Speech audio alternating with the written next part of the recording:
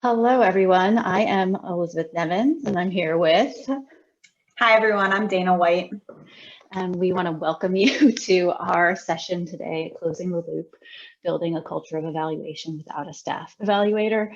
You may notice that we are missing our third member. Unfortunately, Joy Kubarek had a medical issue that she needed to attend to and is not going to be able to join us in person today, but thankfully she was able to record her slides and her presentations for you today. And so we will have Joy at least in video, and she will be able to share her knowledge with you that way today.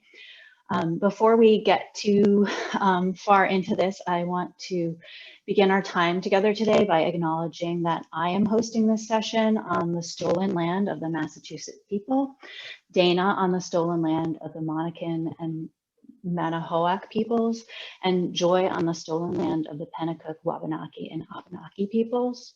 We acknowledge the traditional custodians of the various lands on which you all work today and the Indigenous people participating in this session today. We pay our respects to elders past, present, and emerging, and celebrate the diversity of Native peoples and their ongoing cultures and connections to the lands and waters of Turtle Island. So, we're going to run through real quick kind of what we're hoping to accomplish today. Basically, we are going to be doing some introductions, and through that, we're going to be doing a tool test with our Padlet. And if you haven't used a Padlet, you're going to get a chance to use them today. I'm going to be copying a bunch of links into our Q&A, which reminds me I need to get into our Q&A. And we will be using those to collect information and share information today as a group. As you can imagine, our hope when we put in our session way back in February was that this was going to be an in-person gathering where we could share knowledge together. Where neither Dana, I, or Joy are really into the Sage on the Stage presentation, so this is a bit of a struggle. So we really wanted to think of ways to involve you as our participants as much as possible. So we're going to do a tool test introduction, go over some logistics, then we're going to do brief case studies between Dana, me, and Joy. We're going to talk a little bit about tools for evaluation that are easy and to use and relatively accessible for smaller museums that perhaps don't have an evaluator on staff. We're going to talk a little bit about making the case for evaluation to your higher ups or to funders, and how you can really, add value and demonstrate how evaluation and putting energy and money into evaluation is important. And then we're going to have some breakouts where we're going to have a chance together to talk and share our information, things that we've tried. And we're going to have two breakout groups. We're going to have one that's going to focus on program evaluations and one that's going to focus a little more on institutional evaluation, so that you, if you're more interested in that making the case part, that's great. And if you're more interested in like, how can I just start doing an evaluation of a program I'm running, we'll have opportunities for you to join in conversation with your colleagues about how one might do that. And then we're going to wrap it up. So Dana, I don't know if you want to start with introductions. I'm going to figure out the Padlet link is right there. I am going to go over to our Q&A to make sure I can add that. And if you all want to jump over to the Padlet, and Dana's also going to screen share that. Awesome. Thanks so much, Elisabeth. Yeah, as Elisabeth said, we're so excited to be here with you all this morning, and it's a little bit weird that we can't see you, so we want to make this as interactive as possible. So those of you that haven't used the Padlet tool before, I hadn't before the session either. It's a really fun and interactive way that we can share ideas and share information, and our hope is at the end of the session, when we can share back the Padlets with you all, you'll have a really comprehensive list of all the things we talked about. So to just introduce the tool and hopefully get a chance to get to know each of you a little bit better, we have this introduction Padlet that Elisabeth is sharing the link, and it's also on the slide right here. And so even though we can't see you all, we would love to get to know you a little bit better. So if you can go into this Padlet and please share your name, where you currently work, and one thing you're hoping to get from this session about evaluation. I'm going to screen share now. Hopefully you can see this is what the Padlet looks like. And as Elisabeth said, we'll be using this tool throughout the day for a variety of different types of information gathering. So you can see that already Joy has posted, I have posted, and Elisabeth has posted. So we would just love to hear a little bit more about you all. And if you want to include a picture, feel free. On our end, we can't see pictures of you all. So we just want to get a chance to understand who's in the room with us.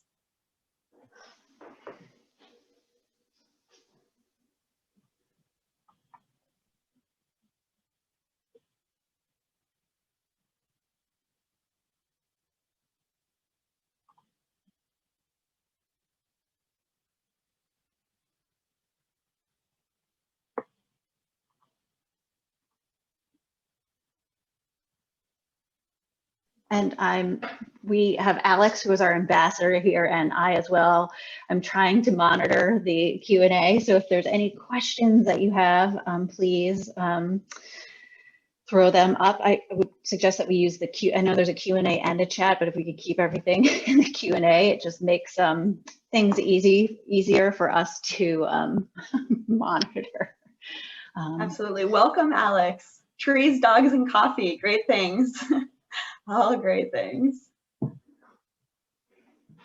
great. We have a bunch of people joining us. Hi, Chuck. Hi, Paula.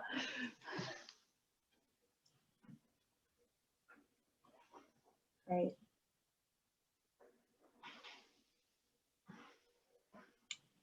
Awesome. A lot of Hi, Liz. northern Hi, folks. Yeah. Folks from Maine and New Hampshire, Vermont. It's great. Hi, Kathy. I know you, Kathy, in Providence. Meanwhile, one of the fun things about doing this on Zoom is that my dog is now biting me. He's trying to eat my coat. So I think my husband's gonna come and get him. So great. And so if people want to keep throwing things up here, I'm so glad, and you can keep checking and learn a little bit more about who we have in the room today. It looks like we have about 60 people, which is awesome. 61 people. Oh, and some people are getting sassy and putting photos up. I love it. So I know Dana and I, while we are kind of each is facilitating other different parts, we'll be able to check in and kind of see a little bit about who you are and what you're interested in, so that we can hopefully address some of your questions. Awesome.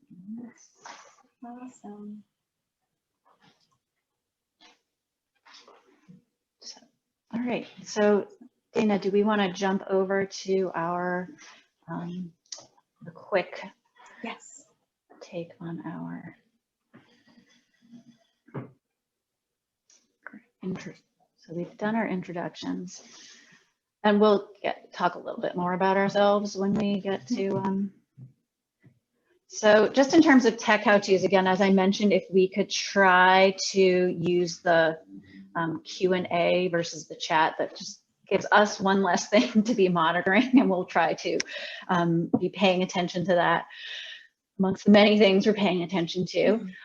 Accessing the Padlet, I see someone asked if I could type the link to the Padlet into the Q&A, which I thought that I had done. So I'm curious if you were not able to access that through the way Elisabeth, that I put the link. If I can jump in, you did include that in the Q&A, and I responded to the person who asked that, and I also dropped it in the chat. So I will help you make sure that we keep populating the links everywhere, so you don't have to worry. I'll be dumping those in.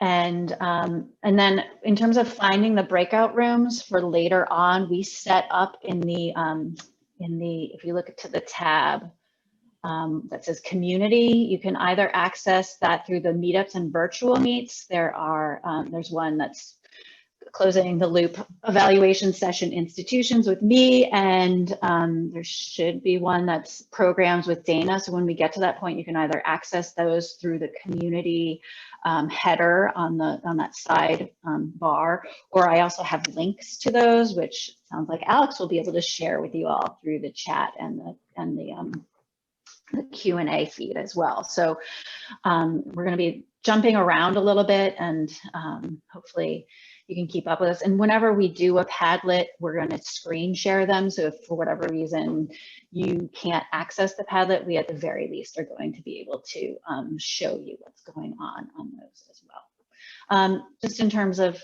conference norms, we want, you know, I of course did not find a quiet space as my dog was trying to get me, but as much as you can, find a quiet space so you can engage with us fully. When we get into the breakout rooms, you use the mute button when you're not speaking.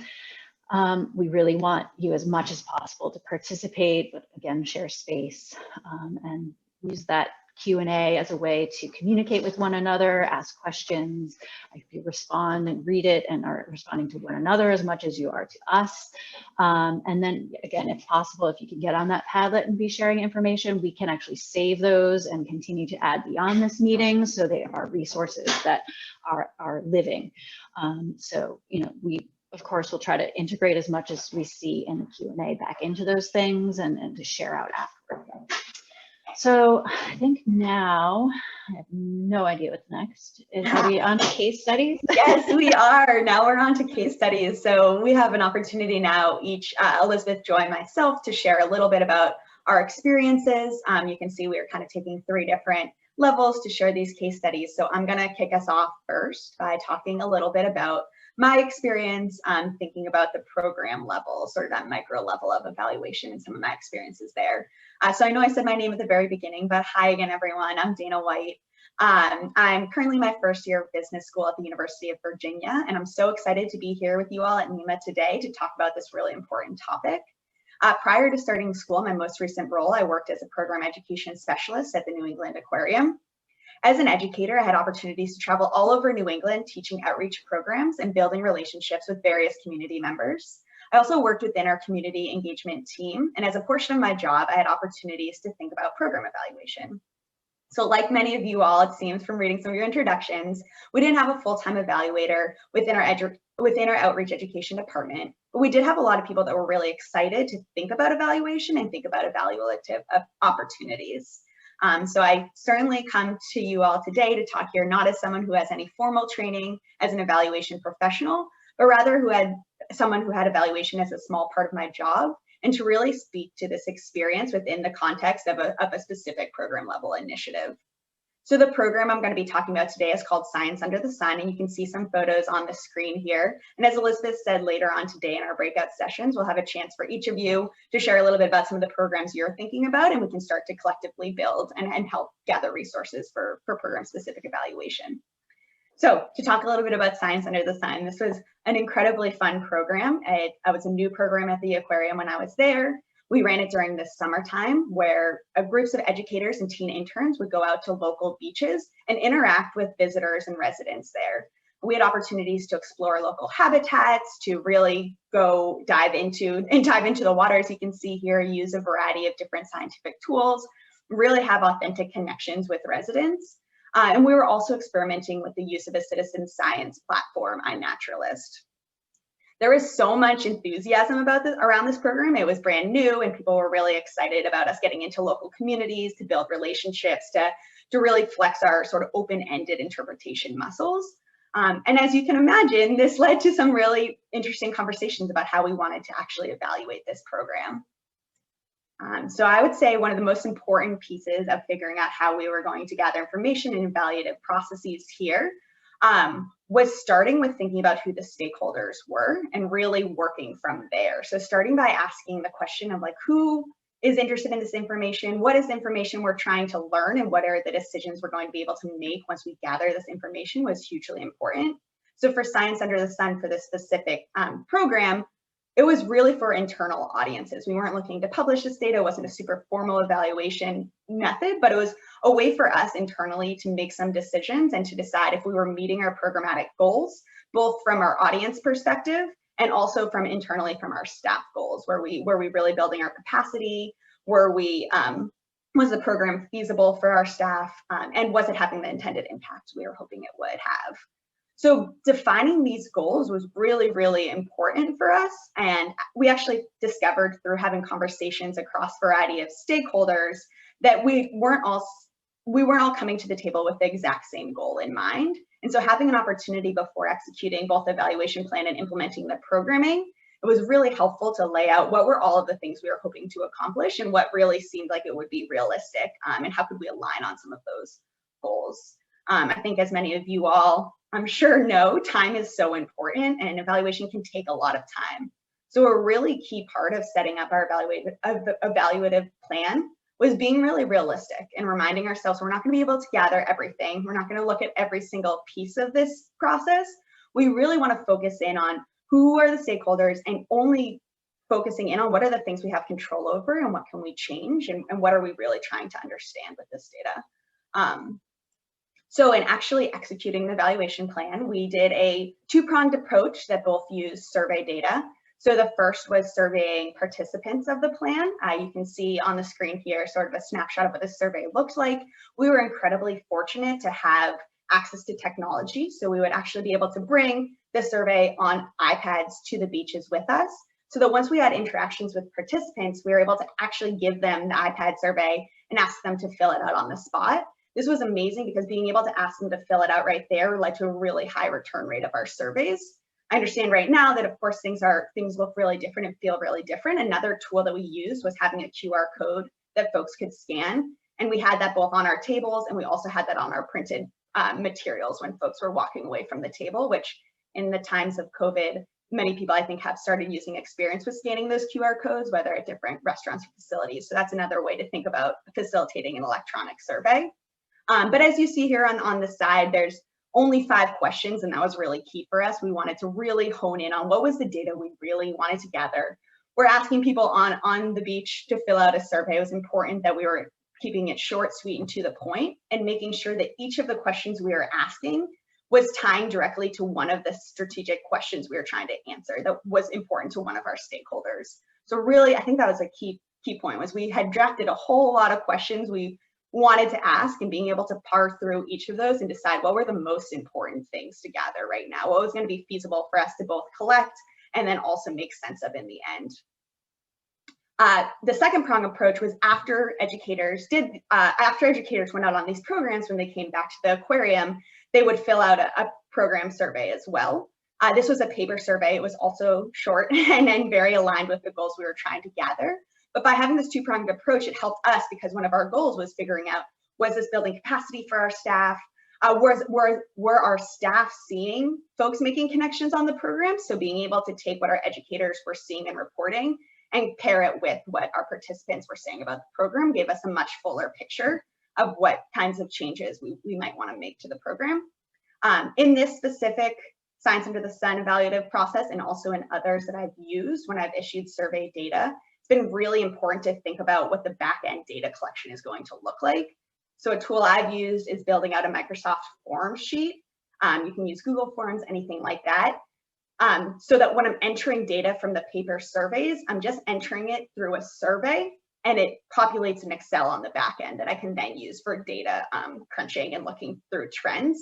This was an incredibly important process, specifically in this case study with Science Under the Sun, because by entering all of the information, I was able to make sure that I had no typos, that we could really easily see trends because all of the questions had pre-populated answers. And it allowed me to bring other folks into the process. By having this as a survey that anyone could fill out the data for, it was a really cool conversation topic where we could talk with folks throughout the department about some of the questions we were asking, why were we asking them, what were we seeing, and they were at the same time helping us populate this data sheet. Another really key part of sort of closing the loop here was making sure that at the end of the summer, after we'd run the whole program and gathered the information, to really close the loop with each of the stakeholders that we'd identified in the beginning. And that often meant finding the really key takeaways that were important to whether it was our department leadership, that might be just like a quick snapshot with like the 3 key takeaways.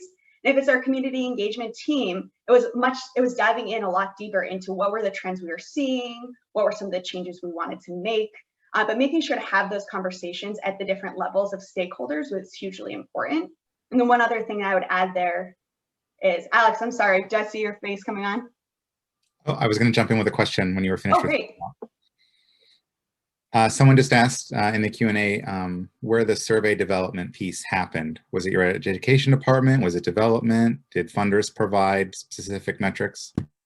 Yeah, thanks so much for asking that question. It was within our education team. So it was really based upon the conversations we had with stakeholders and primarily with our leadership team. And then we were using some of our relatively new strategic documents. We were in the process of going through a new strategic planning period. So trying to find what are the language that we want to use to determine where there are either alignments or misalignments with what we say we want to be doing as a department. And one thing I'll add there is once we had developed different questions, it was really helpful to be able to use that same language on different program evaluations for different types of programming once we felt pretty good about some of the language we were using. I hope that's a helpful question or a helpful answer. Awesome. Any other questions I should know about before I finish up here? Seeing any, but I'll keep you posted. Thanks, I appreciate it. So I guess I'll just leave you with this before we move on to Elisabeth's presentation. But I will say I've included this quote here because I think it's so important. Actually, at a couple of NEMA conferences ago, Elisabeth Nevins led a session where she really honed in on this idea that small goals are better than no goals. And that was something that really stuck with my coworker, Paul Fenton, who is an incredible human, and but it's so fabulous and was so hugely important throughout the whole process of building these evaluation plans. And so the reason why I'm sharing this back with you all today is because I think that there's such an important level of really engaging with your peers about why are we doing this? Like, why are we gathering data? Why does this matter? Building in some intentionality, even though not everyone has an evaluative background. I think for me, at least, the evaluative process can seem really intimidating. It can feel really formal, especially if you don't have the formal education. So I'm here today to sort of encourage you all and excited to continue the conversation, but how we can begin to build in these processes and this culture, even knowing that not all of us have had that formal training and background.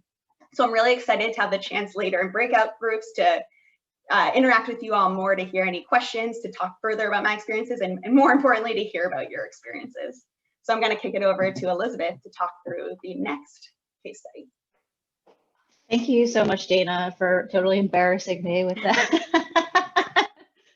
Yeah, that was actually a NEMA lunch that I did a few years back, where it was about creating space, because I think that's one thing that we all really struggle with as educators is like, I'm just trying to get the kids through the building and in and out and clean up and then set and prep for next week's or tomorrow's program. And so one of the, and I've worked in, I'm Elisabeth Nevins, I should probably say that, with Seed Education Consulting. I've been doing education program, interpretation, and now increasingly doing more evaluation work for museums, generally smaller organizations that don't have a lot of capacity to do this work themselves. And so what I'm going to be talking about a little bit now is ways in which you might be able to get a work with an outside evaluator and to kind of be able to pull out tools and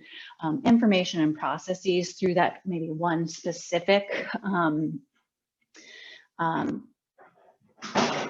interaction that you're having around a specific program that you're evaluating, but maybe through that process and collaborating with that evaluator, ultimately have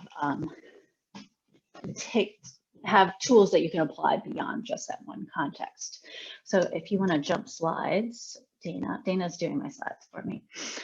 So this was actually a project I worked on in 2018 with the MIT Museum, and they were opening a new exhibit that October about Nathaniel Herrsharf, who is a early student there who was a nautical engineer and had this phenomenal collection of kind of nautical boat plans, and he did a lot of research around engineering and a lot of stuff, like super MIT deep stuff about nautical engineering and boats. And as part of that exhibit, they were able to get money to create a school program. So I know there's a lot of people on this, and looking through some of your introductions, who are looking to maybe do some more formal evaluations of school programs. So this is a school program. They do these 2-hour workshops. So it wasn't a new form. They have a series of these workshops. So they wanted to create a new workshop that tied to some of the concepts that were going to be presented in this exhibit. So this is a formative program evaluation in that, you know, they knew the content, they had learning goals, but it hadn't fully been worked through. So I was coming in, they had a funder who not only funded the education program development, but also the money for an evaluator to come in. And so they brought me in, and I worked side by side with Brian Murnoff, who is one of their lead educators at the museum. He develops the program. And we really had a collaborative relationship. And so I think when you are looking for an outside evaluator, that's something to think about, someone who isn't just interested in kind of coming in, doing their process, but is interested in really supporting you through your work. Because I think particularly with a formative program evaluation, you know, the program was really still very much in process. And so we were working together really throughout at least the beginning part to even shape the program into what it became, through, you know, the opportunity to have me as an outside observer just kind of watching what was happening. Ultimately, you know, we were trying to make sure that the evaluation was focused around, does this program meet learning goals that we've identified, and also looking at some specific audiences, whether the program itself was flexible enough. If you want to jump slides, I can talk a little bit about our process. So the general process that I use is pretty vague, but I usually go in with a client and I do information gathering. Then we go into a tool development process. Then it's the actual kind of doing and collecting of the data, and then you get your analysis and reporting out recommendations on what to do. So in terms of thinking about how to work with an evaluator, the tool development part is actually really incredibly important.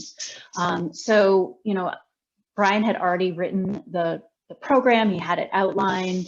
It was very, very, very ambitious. We had a series of 6 learning outcomes, and you can see in my slide here just kind of the first 3. And we really sat down and said, how are we going to collect evidence to prove that kids are actually learning these things? And then how are we going to collect that evidence? And it's not always easy, and it's not always straightforward. You know, the information gathering part really was for the first 2 or 3 test programs that they ran. I just watched and saw what was going on and understood. And, you know, between the 3 programs, things shifted a lot because we realized this is taking too long, or, you know, there's no way we could do this. And so, you know, through this entire process, the program really got focused down and edited a lot. It became simpler, still very complicated and cool program, but it became a lot simpler throughout this process. So, you know, just watching and seeing what was happening and really thinking through how can we actually collect evidence. And so you can kind of see, you know, sometimes it's just observation. I'm observing that students are actually doing these things. Documentation was huge, and we thought of ways in which, you know, there's 6 to 8 groups of kids building boats. Through this, the kids actually build their own boats and then test them and see whether they are you know, they say, I'm going to build a cargo ship, and then they run a series of tests once they build their boat. And it's very involved, you know, they really get into the engineering design process. And so it's really, there's kids with tape, there's water, there's so much going on, and there's only one educator who's running the show. So they don't really have the opportunity to do a lot of observing. So how can we get the kids to actually document what they're doing? So there was actually a worksheet that they were filling out. When they shared out at the end, something that they would change about their vote, we actually had them write it on a whiteboard and not erase it. So then I went around and I photographed all of those. Because, recording and videoing can just get complicated, and permissions. And, so to just have kids writing things down, to be taking pictures of them, you don't have to have faces in the pictures, but you're taking pictures of them manipulating the boats and the materials. We just were really thinking of creative ways to be able to create a data set that we could use. So if you want to jump slides, actually. So you could see there on the left, that's actually the worksheet that the kids were filling out. And then in the middle, those are the whiteboards that we had the kids writing on, describing what they would change about their boats. And then ultimately, in the beginning, and I think I actually destroyed them, but I was just taking free-form observation notes throughout this whole thing. And then as the process evolved, we got more formal. I developed an observation worksheet so that I was doing it from the side, but it's something that ideally a facilitator could potentially be filling out, checking boxes, taking little notes. It was a little simpler, but it's really focusing you on the evidence that you need to show that the kids are actually learning what you are hoping that they learn. So we actually got to the point where we had some summer fellows who were doing this process, which was really helpful. If you want to flip to the next slide. So just in terms of potential opportunities where you as an educator might be able to hopefully take advantage, I think, sometimes you're lucky enough to get funding to do bigger picture. Joy's going to talk about that next, to create an institutional culture of evaluation, but more often than not, you're going to get funding for a specific project. And so how can you spiral that out into maybe building your own understanding and ability to do evaluation with other programs beyond the one that this funding is covering? And I think it really relies on again, that collaborative relationship with your evaluator. And, Brian and I were meeting every day after I would observe a program. I was having him, we were typing up our notes immediately afterward and sharing them. Google Drive and shared documents is a great way to kind of be interacting with one another when you don't necessarily have to be in the same room. And I think that tool development stage, like there's an opportunity to work together, not just develop tools that are going to improve the program, but you're going to want to see those opportunities to kind of add things to your programs, whether it's this one or a different one, where you can be able to collect some data. And so I think collaborating with your evaluator during that stage is really key. Data collection is data collection. That's going to be something that the evaluator is primarily going to be involved in, but I think in terms of handoff, like what are the materials your evaluator is going to give back to you? I give a report that has recommendations, but I also created an entire database with all, or it was a Google Drive folder with kind of all of the materials that I used, and all the photographs, and it just serves as this inspiration pool in some ways for how you might be able to take these ideas and apply them elsewhere. And so really getting materials, so those worksheets, that are the observation sheet, it works with that one program, but it certainly could be adapted to another program as well. And so, having an evaluator who's willing to hand off those materials is really useful. So I don't know if anyone has any questions or if we should move. Yeah, Elisabeth, I'm seeing 2 questions in the chat here. Yeah. So first, really straightforward question, I think. How many students participated in this program?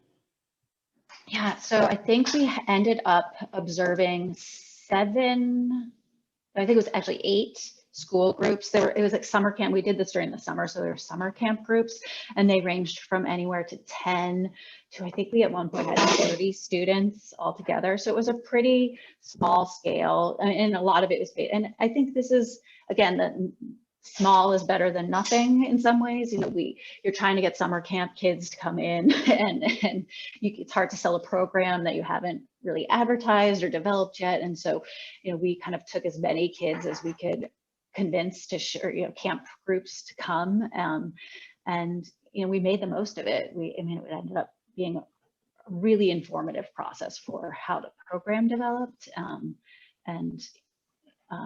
yeah.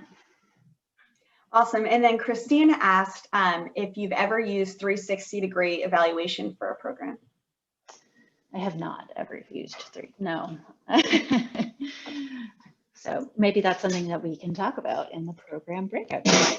That's what I was thinking too. Awesome. Yeah. So I am going to share my screen, and we are going to, if I can find it. Yep, here we are.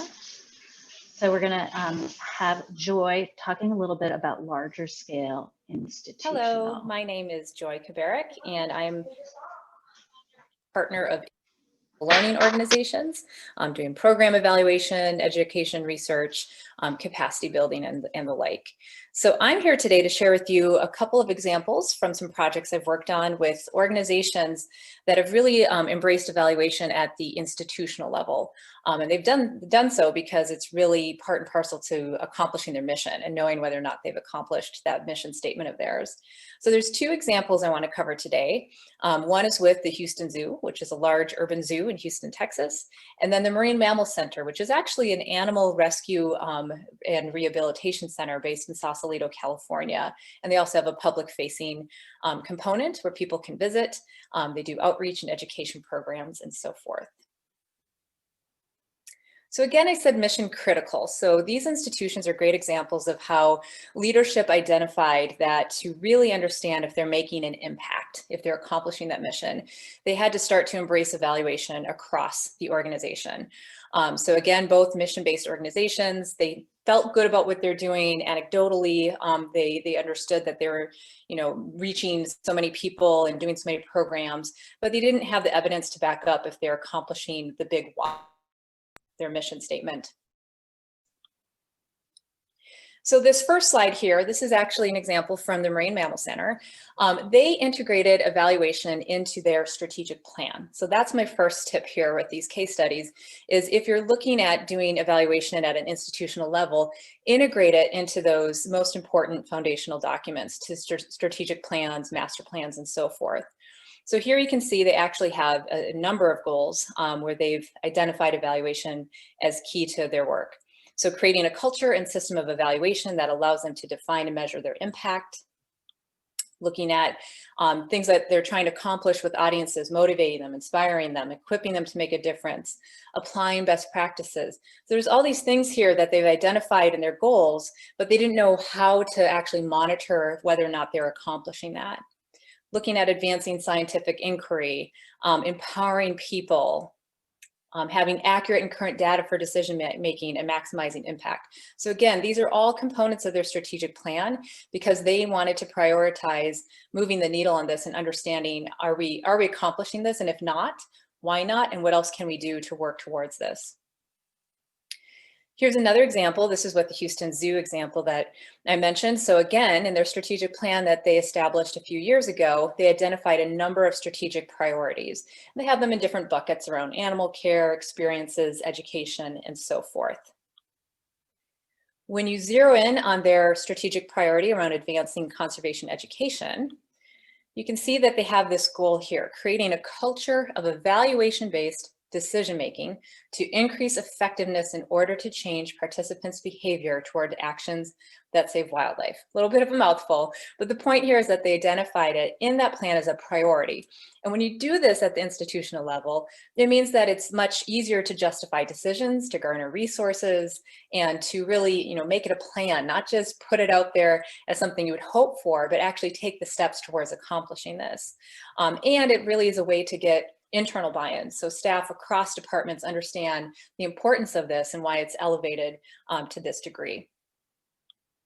So with the Houston Zoo example, again, that goal of creating a culture of evaluation, they also attached specific strategies to that. So here, if you look, we have strategy 1.1, creating a document that is a roadmap to a successful program and using those principles to filter through all programs. So this is going to surface in terms of a framework, which I'll cover in just a moment. And then another strategy here, continuing the ethic of using evaluation techniques to inform program development, developing methods to evaluate change in behavior. So this actually prompted them to hire myself and my partner to come in and facilitate evaluation capacity building, or ECB. And this was to actually train their staff to be able to carry out the evaluation on their own terms. So after a few years of working with them, we're very proud to say that they have really truly adopted evaluation, specifically at the Houston Zoo. So we have this infographic here that demonstrates all of the different activities, the different outputs that they've accomplished as a result of engaging that evaluation capacity building. And again, this was because it was in that strategic plan. It was a priority for the organization, and they allocated resources to come in and help facilitate this process. So they've talked to so many visitors, surveyed them, observed them, created logic models, participated in trainings, generated reports. They even hired an evaluation intern. And again, this was all post the capacity building process. If it weren't for that strategic plan and bringing in those outside resources, this would not have happened. So another key thing here to consider when looking at institutional level adoption of evaluation is the importance of mapping out your intention. And that might sound kind of straightforward, but I find time and time again that organizations have not taken the time to do this. So this is really about thinking back to the why. So again, that mission statement, what you're trying to accomplish, really having a clear understanding across an organization about what that big why is and what that looks like. What does change look like if you're successful? So actually going through a process to map this out, whether that's in a framework, a logic model, outcomes map, is a great way to get that buy-in and to increase kind of understanding of what it is you're trying to do. So the first example I want to share is about frameworks. And again, I mentioned with the Houston Zoo that they actually were able to create a framework that was a tool for them to do program development and evaluation. So frameworks are a great way to identify your intended outcomes, audiences, and metrics. And there's lots of different benefits to it. Again, provides focus and clarity. Everyone's on the same page. They understand what it is you're trying to do. Here's just a snapshot, there's more to it, of the framework that Houston Zoo's Conservation Education Department developed. So this was their way of really mapping out the change that they want to accomplish with audiences that engage in conservation education programs. And they bucketed them in different outcome categories. So awareness outcomes, attitude outcomes, knowledge outcomes, skill outcomes, and so forth. And then they use this tool when doing program development, when doing evaluation, and they look at, okay, which of these outcomes is this program striving to accomplish? Or when developing a new program, okay, here's our audience, we have families. What outcomes are they best primed for? Which should we really try to align in terms of this program opportunity? So that was a framework. Another example from the Marine Mammal Center is an outcomes map. So an outcomes map, similar idea, it's about mapping out your intention. It's identifying those outcomes, and more so than looking at metrics and audiences, it's looking at strategies. So what are these bigger buckets of strategies? And again, a lot of the same benefits as frameworks, really any of these processes, it's about getting that shared understanding, shared language, common purpose, and really using this to drive decisions. So here's a pared down version of the outcomes map for the Marine Mammal Center. So you can see their mission statement at the top. They want to advance global ocean conservation through marine mammal rescue and rehab, scientific research, and education. And how they're going to do that, if you look at the left here, is that these strategies. So scientific research, education, organizational health, marine mammal rehab. In the middle are their outcomes. This is the change they're driving towards at the organizational level. So again, really kind of higher level. And then any department can take this and see, well, how do we match up to this? How does this fit in with our core program areas? And you can see on the far right there, again, are those impacts. So the point, again, is that this is a process. This took months, took a lot of stakeholders coming together, but now they have this very clearly articulated tool to communicate what's the change they're driving towards, and then to inform evaluation. So they can use this now and say, okay, we really want to zero in on how well we're doing with eliminating threats to marine mammals. What does that look like? What are the metrics that we can look at to determine if we're successful? And last but not least, coupled with these tools, so mapping out the intention, is evaluation capacity building. This is something I really love. I love to do, I love to talk about. And the key thing here to take away is that it's more than a workshop. It's a process. It's definitely a journey, not a sprint. I always say it's a marathon. And it's going to take time. It's a change. It's a shift. It's a culture shift for an organization. But ultimately, this will benefit an organization much more than if you had just one or two individuals engaged in a workshop. Evaluation capacity can create sustained systemic change. Again, it's changing a mindset, changing how the organization operates. It's equipping many people, not just a few, and ultimately will help you with data-driven decisions. I've seen this with some of the organizations we've worked with. This is a picture from Houston Zoo, and you can see they're actually capturing some of the reflections on how the evaluation has helped them improve their practice as educators. So again, evaluation capacity building is something that's really useful if you have the time and resources to invest in it, and can really equip an organization to adopt evaluation at that institutional level. So that's all for me. I know it was very quick. I'm happy to respond to questions later and to share any further materials if you have questions about these case studies.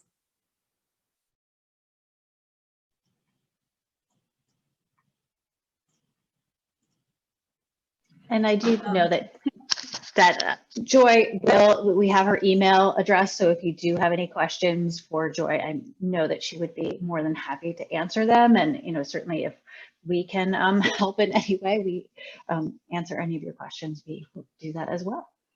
Absolutely, and we'll get to hear from Joy in a couple minutes as well. But we wanted to take a pause here and really invite you all into the conversation around using tools. I know there have been a couple questions about this, and I think the more that we can share together some of the tools and resources that we've used, including especially ones that are particularly accessible, like free tools, the better. So we wanted to create a platform to do that. So similarly to the last time we used Padlet for the introductions, we're going to share a link to this Padlet, and I'm going to share it on the screen as well. I'm coming. What was that? I'm adding it. Oh yeah, copy it. Sounds great. So we've currently, just to sort of orient you all to this Padlet format, we've currently started by creating different columns and categories. So thinking about tools we might use for surveying, tools that we might use for observation, for interviews, and other tools. And again, we want this to be a living document. We would love to hear from you all. Either you can comment back to some of these tools, or please feel free to add your own. You can even add your own columns as you're thinking about sort of bringing together this community of practice and sharing some ideas. So have we been able to share the link? Yeah. I mean, and I think I really can't, like Google Forms, and I know Dana was using Microsoft Forms, but Google Forms is kind of like a change. Like, it's been this amazingly helpful tool that I've used a variety of times, and a lot of it is not even just for participants providing feedback, but just a lot of times we end up using paper surveys and just the data entry. And I feel like that is one of the huge roadblocks that we find, is that I can tell you, I used to run the Connecticut History Day program like years and years ago. We'd take these surveys at the state competition, and I had a file cabinet full of paper surveys that we did nothing with. And so what's been great is to build out a Google form where, you know, each question has a form that you fill in, and I've had different members of my team just say, I'm like, take 20 and go fill them into the Google form. And just having things in a searchable, organizable spreadsheet it's huge. It just makes that pile of papers actually useful. So I cannot emphasize enough how important that tool, that very free tool, has been for kind of closing the loop. Like, it's easy to collect data, but sometimes it's just hard to kind of organize everything. It takes a lot of time. So that's been a huge time saver for me. And then there's just some really basic, and I think paper is great. Like, we can use all the tech tools that we want, but, you know, the USS Constitution Museum on their Engaged Families website has some really great examples of observation sheets, kind of worksheets that you can give and train volunteers. You can train some of your hourly staff. You don't have to have a PhD, which Joy does have a PhD in this work, but you don't need a PhD to kind of be trained to do gallery observations, which are really helpful. And again, you need that worksheet because you want to be really focused in what it is that you're actually looking for. I've done running observations before, as I mentioned in my case study, and it's not super helpful, but it's helpful in the beginning in order to kind of see what's available and what's happening. But once you're really honing in on what are the data points that I'm looking for, you can simplify things down into an observation worksheet. Dana, do you have any tools that you've particularly loved working with? Yeah, I definitely agree with you here. And I just, again, I don't want to keep pushing on this point, but I think that using the Google and Microsoft Forms as a data entry has been hugely helpful, not just for questions that are, yes or no or multiple choice, but a tool I've used in the past is, even if it's an open-ended question, before doing data entry, going in and putting in different themes so that when we're adding in the data entry, there's no misalignment on the back end. You can also see a couple of other tools on here for thinking about using for interviews specifically. So I have not used Otter AI before, but I know this is one that Joy particularly enjoys using as something that's great for recording interviews and also transcriptions. And then also this idea of the voice memo app that you may already have installed on your iPhone. It's a really quick and easy way to record things right in your pocket. So I've certainly used that as well. Transcriptions are never, and I have SurveyMonkey, and maybe it's not cheap, it's not expensive, there's always levels, but maybe it's something that you can go in with your marketing department on getting a subscription to. I have the free version is fine, but once I did upgrade to the paid version, there's a lot of stuff on the back end in terms of graphs and ways to crunch data that you don't really have in the free version. I think it's $400. It's not a totally horrible, but again, I think there's a lot of really interesting tools out there that you can tap into. I think this is great. I'm seeing people adding to the observations and the other tools, so please continue to do so. I do like Mentimeter. It's a fun one, especially in the sort of the virtual presenting world. It's a way to get folks involved in an interactive way where they can log an answer to different questions that can live populate on a screen, which is also again, it's fun and interactive, but also a really good way to collect some information about the folks that you're working with. Yeah, and I definitely recommend someone you put in. Joy guest edited an issue of the Journal of Museum Education, and if you become a member of the Museum Education Roundtable, they will you get digital access to all back issues of the journal, and this one was a really great one. One article I really loved in that issue was about the ethics of museum evaluation, which really focuses in on, it's actually unethical to ask questions unless you're actually going to use the data for something. And so I think knowing that in my mind, it was a real push to say, I'm only going to ask questions that I'm going to do something with. I can't just be whatever, I'll just ask a lot of questions and hopefully within that data set, I'll find something useful. I think just knowing that it's really important to have very focused questions that you're asking, made me be a little more focused in my work on that front end. So, do you think I should? I'm going to do Joy's other video. So Joy wanted to talk a little bit with everyone. We thought about how do you sell evaluation up the ladder to maybe your bosses who might not think that spending this time is necessarily important. So I'm going to share my screen and get Joy talking a little bit about making the case for evaluation. If I can find it. There we go. Hi, it's Joy. And I want to cover just very briefly with you how you can make the case for evaluation at your organization. So kind of the why and how to advocate for it. So reason number one, the cool kids are doing it. That's really just a simplistic way of saying more and more museums are investing in evaluation, whether that's bringing in external evaluators to assist with evaluation, or it's actually creating positions within an organization to carry out evaluation. The American Alliance of Museums has their Committee on Audience Research and Evaluation. That's a growing, very robust team that connects individuals who have interest and experience doing this kind of work. And there's been an increase in presentations about evaluation at professional conferences. So whether it's AAM or AZA or Aztec, any number of those organizations that, or excuse me, conferences you might go to, I bet you anything that you've noticed an uptick in evaluation presentations over the last few years. So more museums are recognizing the importance of evaluation, and it's really starting to be seen as kind of best practice in terms of how a museum should operate. Reason number 2, funders dig and demand it. So funders are becoming much more savvy.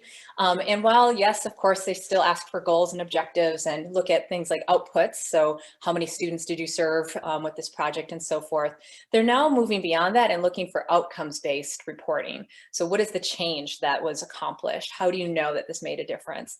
And that's going to require evaluation. A lot of funders actually now look for an evaluation plan and different evaluation tools like a logic model in your proposal. IMLS actually requires it, so it's part of their proposal requirement documents. And they actually have tutorials and webinars on how to craft a logic model. And in addition, IMLS has actually created a new funding stream within Museums Empowered that specifically is looking towards advancing staff capacity to evaluate. So again, the funders recognize how important evaluation work is for museums, but they also see that it oftentimes is an afterthought and that there's not the time and resources to do it. Which brings us to reason number 3. So it should be part of your practice. This is a snapshot of a model that was recently developed by a researcher looking at the practice of informal educators. And they went through quite an extensive process of identifying kind of PCK, so pedagogical content knowledge for informal educators, and identifying those different domains of competency. What they found was that evaluation or assessment is extremely important to the practice of educators, but often lacking. It's the least talked about, it's the least trained on, it's the competency that people have the least confidence in, but yet it's such an essential part of being an effective educator. They make a lot of parallels with K-12 educators and how K-12 educators need to understand and conduct assessment, and just like with K-12 educators, informal educators also should be assessing whether or not the practice is being effective, and they should know how to do that. So again, research says you need to do this, but we know that a lot of people aren't doing it. And the last reason, unfortunately, we're all still going through this COVID reality right now, and museums have been heavily impacted by it.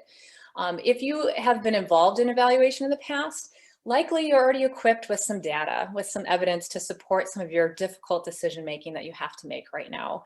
It helps you be more objective rather than subjective in terms of the decisions that you need to make. If you've evaluated a program in the past, or you've done visitor experience studies, you know what is most important to visitors. You know which programs are meeting their intended outcomes and having that impact. And that could be a decision point for you when you're having to decide what to cut, what to press pause on, and so forth. So again, it's just another tool to help justify your allocation of resources and really kind of help you pivot in these difficult times. All right, now we're going to switch over to talking about tools.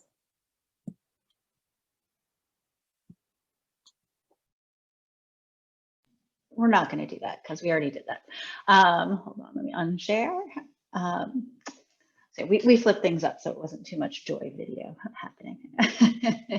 So now we are going to go into breakout rooms and have a chance to kind of delve. I've been noticing some questions in the Q&A that I've been trying to respond to, but also hopefully we can maybe go into those as well in our breakout sessions. So I think I put it in the chat. So there's both there's a programs breakout room link and also the institutions breakout room link. I'm hoping that this works. You can also find them under the community tab there on the right-hand side of your screen under the meetups and virtual meets. So Dana's going to be talking a little bit about programs, and I'm going to be talking a little bit about the kind of bigger institutional picture and kind of making that case and maybe starting some work as a larger institution. So if we are going to go into those groups, and we're going to spend about 20 minutes together chatting, and then we're going to come back. And in each of those groups, we've actually created a Padlet where we can all take notes together. So those links are there as well, and we'll share them hopefully when we get into the breakout rooms as well. So I will see you all in a breakout room. And if for any reason something happens, we will be back into our main room at 12:08.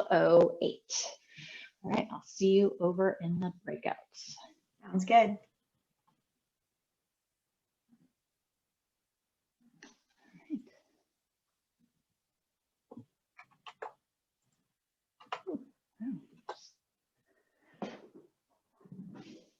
I've got 3 people. It's exciting. Oh, I have to join. Oh.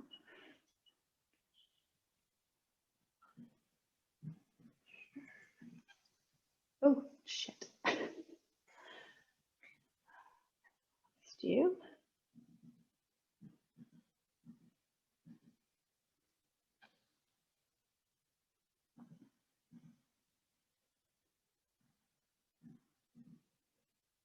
All right. Can you hear me, everyone? Can you? Yes? Okay. I still hear you in the main room. Oh, you know what? I think I'm still in the main room. Hold on.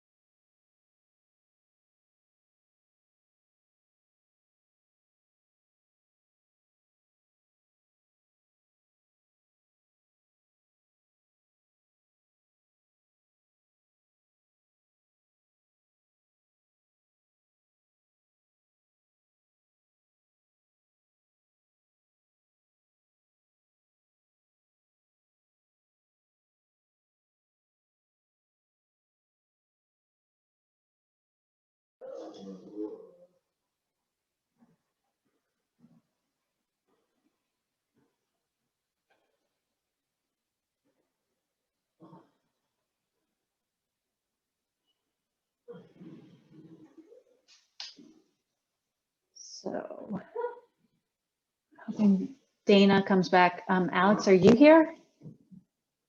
Yes. And are we back in the main conference room? Are people coming back? They should be. All right, cool. I can't tell. Well, it was very nice to actually talk to and see actual human beings. Thank you for coming and chatting with me over in our breakout room, everyone. I know Dana is wrapping it up. She asked. Oh, there she is. Hi. Hey there. I think our team will be coming back in shortly. Great. That flew by. Yeah. Oh my goodness. It's a complicated.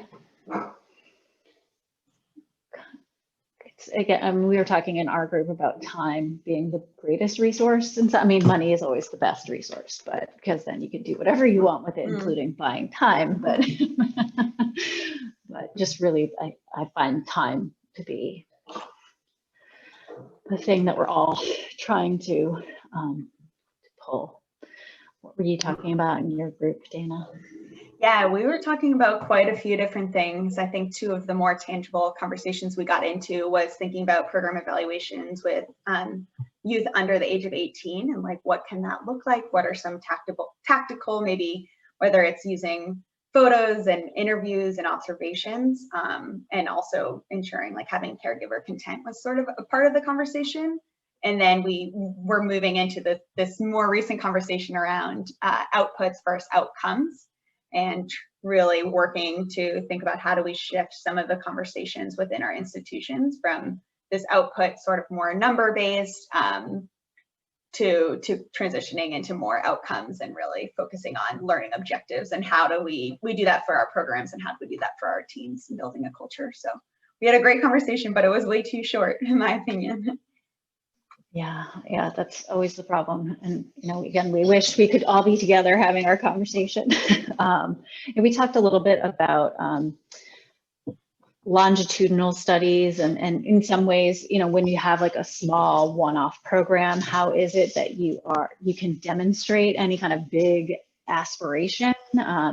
And we talked a little bit about the fact that there are bigger organizations that have done some, you know, big NSF or NEH or NEA funded studies that, you know, kind of have proven that those types of programs work. So you don't always have to be the one doing the evaluation. There's a huge library of literature out in the world that you can access to make the case in some ways.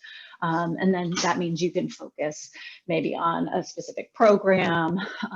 We talked a little bit about partnering with other departments and kind of, you know, in terms of selling the benefits of evaluation. If you're kind of just within your education department doing that work, it can be harder to sell, but if you maybe partner with your development or membership department to collaborate together so that you're creating data that doesn't just inform practice, but informs the stories that you can tell funders or outside folks about what it is you're doing and why it's important, that can be a way to kind of demonstrate to the institution at large the value of what you're doing. That's awesome. I know we're at time right at 12:15 here, but I guess if there's anyone who wants to share anything from the crowd, if you put your hand up, I think we might be able to let you talk and get a last word in. If there's anything you wanted to share about something you heard today or a takeaway you're bringing with you. Thanks so much for being here with us. This is really exciting for us to have this conversation, and we know it's just the start of a much bigger conversation. So thank you all. Yeah, and you definitely can find us through the Whova attendees list. If you have any further follow-up questions, we're going to scan the Q&A and chat and see if there's anything else we need to respond to, and we can respond directly to you. Again, definitely reach out with questions, definitely stay in touch with one another and keep the conversation going so that we can prove our worth with numbers and words. Well, thank you, everyone. We will see you in another session somewhere. Sounds good. Thanks, everyone.